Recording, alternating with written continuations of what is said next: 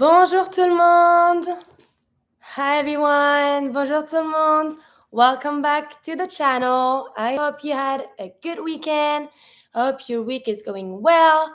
So today, for today's class, we're gonna talk about le genre, the gender of the nouns. As you know, as we said earlier in the previous classes, in French, you're always gonna have the masculine and the feminine. Masculine and feminine will always be found in everything that you talk about in French. It can be objects, it can be nouns in general, it can be even country's name. We're always going to use the masculine and the feminine for everything that we talk about. Today, we're going to talk about the masculine and the feminine of the nouns. So the question is how to distinguish a masculine noun from a feminine noun and how to put a masculine noun into a feminine or the opposite. So we have a couple of different rules that we're going to see today. So you're going to be able to switch a masculine noun into a feminine noun. So the first rule is the masculine plus the letter I, which is la lettre E, letter I, to make the word feminine. The first one, we have un ami. Keep in mind, un is a when it's masculine. Un ami, ami is a friend. Every time you have the little vowel at the beginning of a noun, you link it with the consonant that's just before. So we're going to say un ami. When you have un ami, ami finishes with a vowel, I. After a vowel, you can put your feminine I. So if you want to say a friend masculine, you're going to say une amie feminine. You're going to add your I at the pronoun, une. So we're going to go from un to une. And you're going to add your feminine I after the noun ami. So after I or after any vowel, you can add your I. From un ami, une amie. Same for the second one, invité. Keep in mind, every time you have an I that has an accent at the end of the word, you're going to pronounce it. So in this one, invité finishes with an I that has an accent on it. I'm going to pronounce it.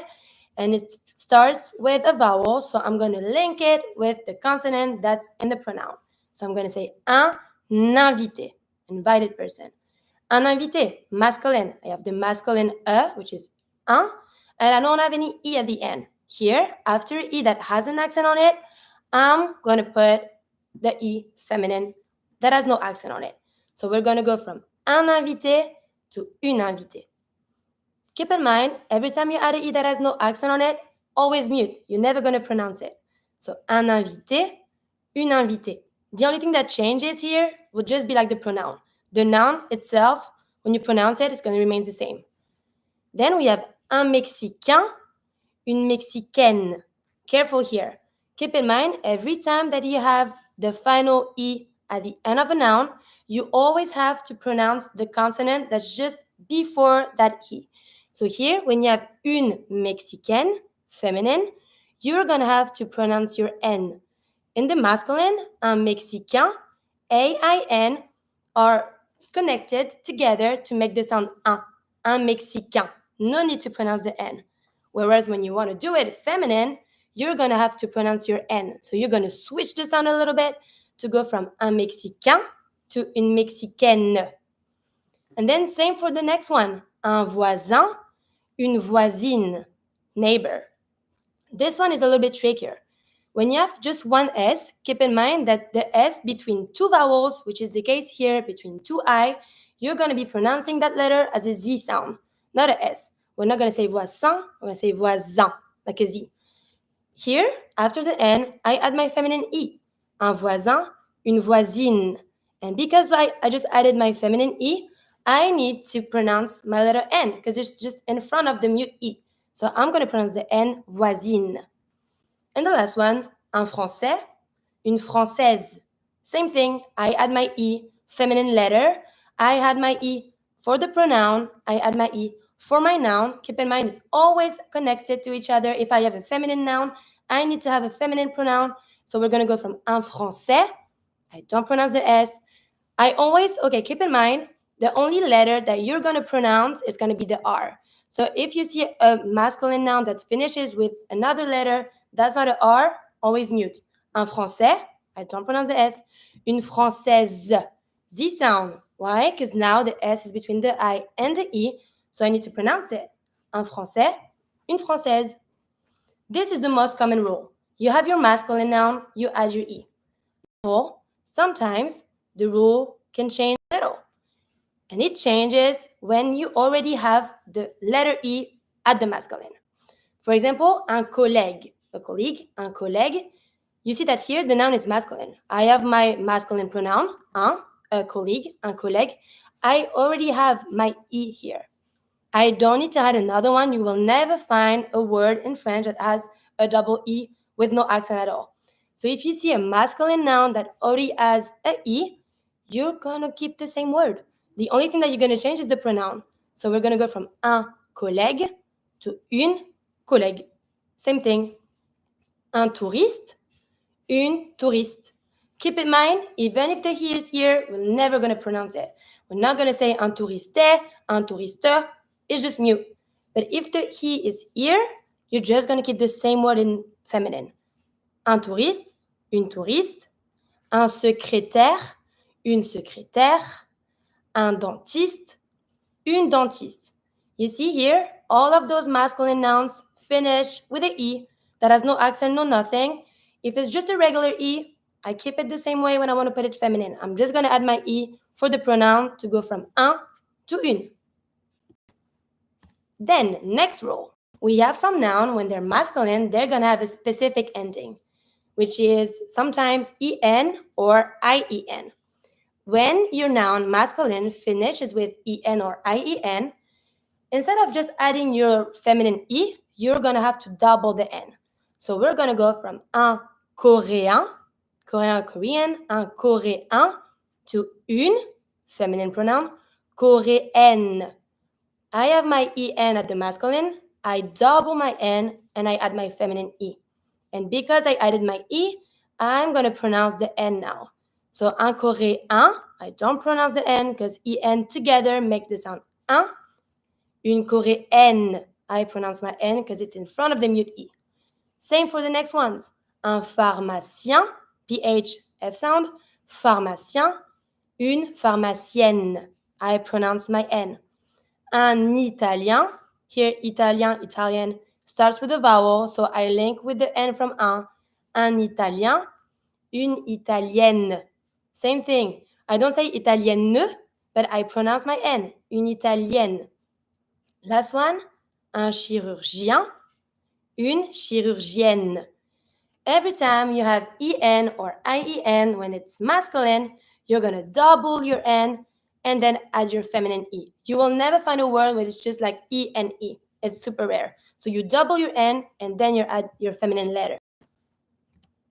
Then we have heure, E-U-R, heure.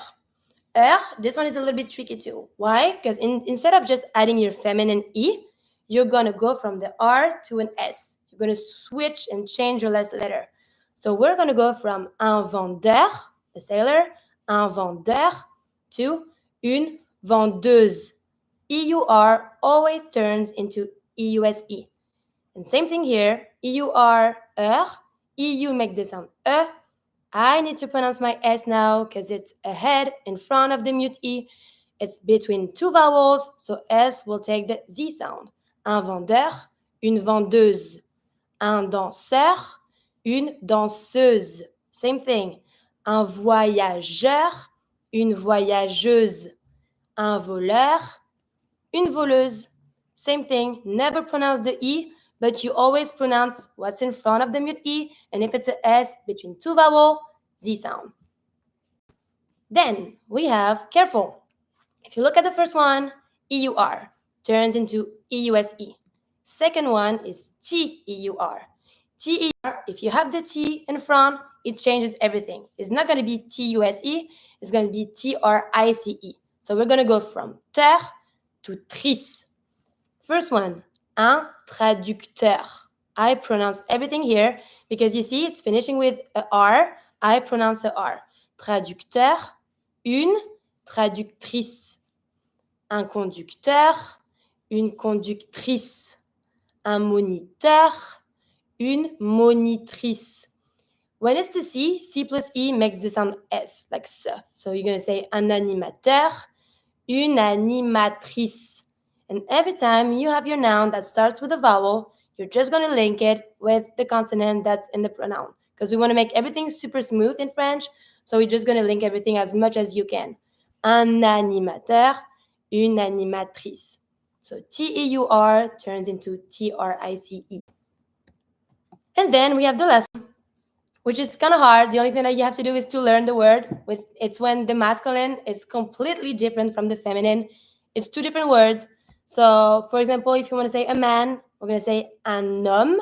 So, same here. Look, you have the vowel, like the H, consonant H. It's always mute. You're never going to pronounce the H. That's the first letter of the word. And then, because we don't pronounce the H, you have a vowel after that. So, you're just going to be able to link it as if there was no vowel or no H at all. Un homme. So we go from un homme to une femme. Careful, this one is tricky. Even if it's an E for femme, a woman, you're going to pronounce it like an A sound. Une femme. A man, a woman. If you want to say a father and a mother, we're going to go from un père to une mère. Two different words. Here, like the thing that changes will be like the first letter. So there's no like E at the end or something. It's just like two completely different words. Then this one is tricky. A son, careful, we're not going to say un fils. You're just not going to pronounce the L. The L will be mute in this one. So if you want to say a son, you're going to say un fils. You pronounce the S, but you don't pronounce the L. Un fils, a daughter, une fille. Every time you have the double L, it's not going to be fil, it's going to be fille. And then the last one, a brother, a sister. We're going to say un frère. This one is hard. French R is not easy. You can try to do it on your own. Un frère. I pronounce everything, but not my last E because it's mute. There's no accent on it, so I'm not going to pronounce it. Un frère. That turns into une sœur. Same thing here. Sœur finishing with the R. I pronounce my R. Une sœur. Two completely different words.